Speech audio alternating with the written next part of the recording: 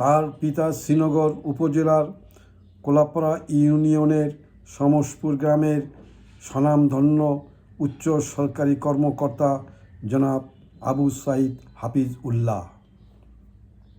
মাতার নাম শাহিদা হাফিজ। 6 ভাই বোনের মধ্যে সর্বকনিষ্ঠা হলেন সেলিনা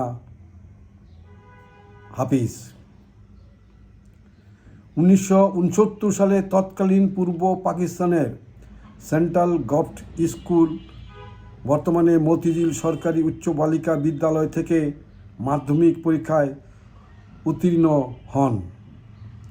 1972 সালে সরকারি বদরুন্নেসা মহিলা কলেজ থেকে উচ্চ মাধ্যমিক পরীক্ষায় উত্তীর্ণ হন।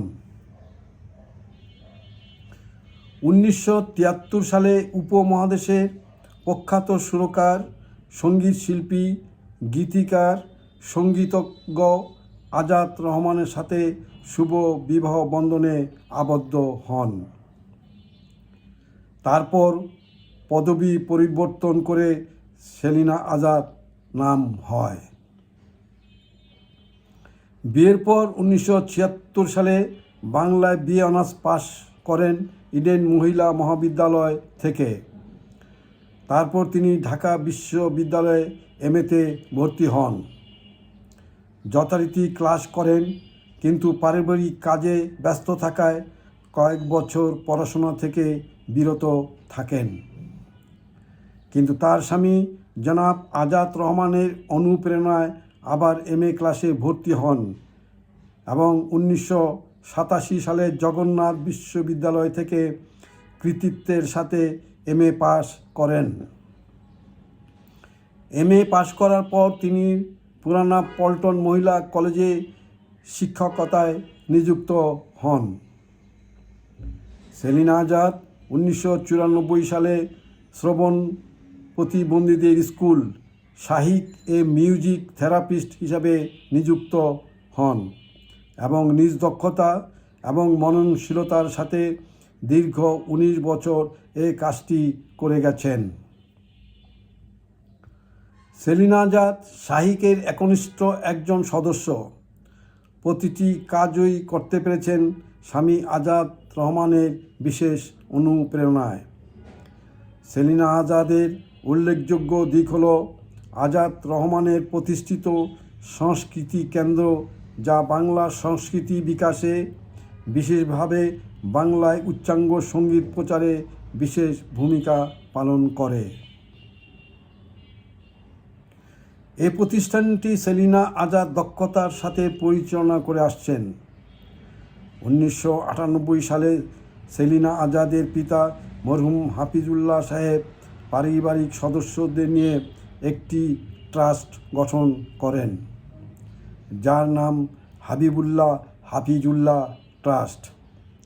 এটি সম্পূর্ণ পারিবারিক অর্থায়নে পরিচালিত হয়। এই ট্রাস্টে একটি অন্যতম ভূমিকা পালন করে আসছেন সেলিনা আজাদ। তিনি এই ট্রাস্টের সাধারণ সম্পাদক। 2000 সাল থেকে মুন্সিগঞ্জ নিবাসী শ্রীনগর উপজেলাধীন প্রায় প্রতিটি স্কুলের মেধাবী ছাত্র ছাত্রীদের বৃত্তি প্রদান করা হয় এই ট্রাস্ট থেকে। এখানে উল্লেখযোগ্য যে এই বৃত্তি প্রতিটি স্কুলের প্রথম দ্বিতীয় স্থান অধিকারী ছাড়াও গরিব মেধাবী ছাত্র ছাত্রীদের বৃত্তি প্রদান করা হয়। এভাবেই তিনি বিভিন্ন সমাজসেবামূলক কাজের সঙ্গে যুক্ত আছেন। তাকে সর্বাত্মকভাবে সহযোগিতা করে গেছেন তার স্বামী জনাব আজাদ রহমান।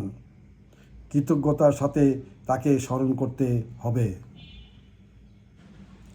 সেলিনা আজাদ ছোটবেলা থেকেই মা বাবা ভাই বোনদের অনুপ্রেরণায় সঙ্গীত শিখতে শুরু করেন।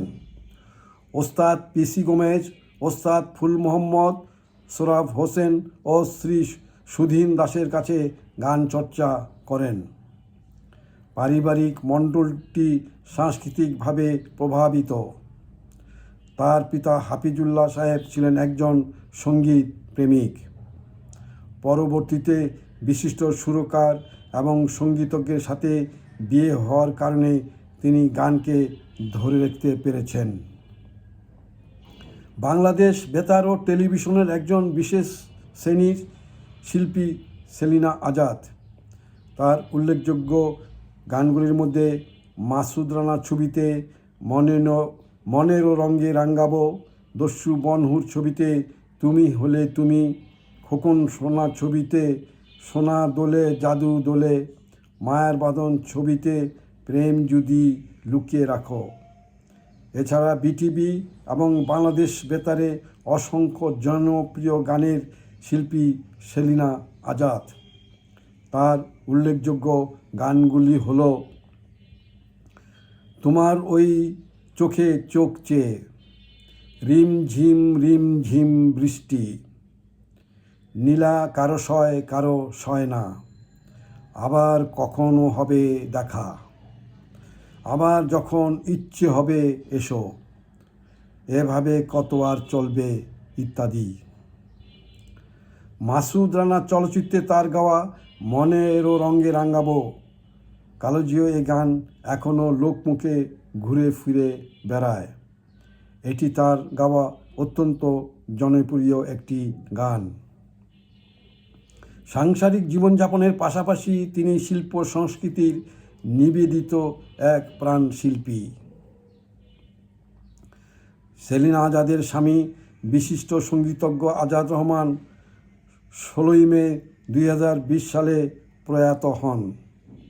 এই গুণী শিল্পীদ্বয় আজাদ রহমান ও সেলিনা আজাদের 3 কন্যা।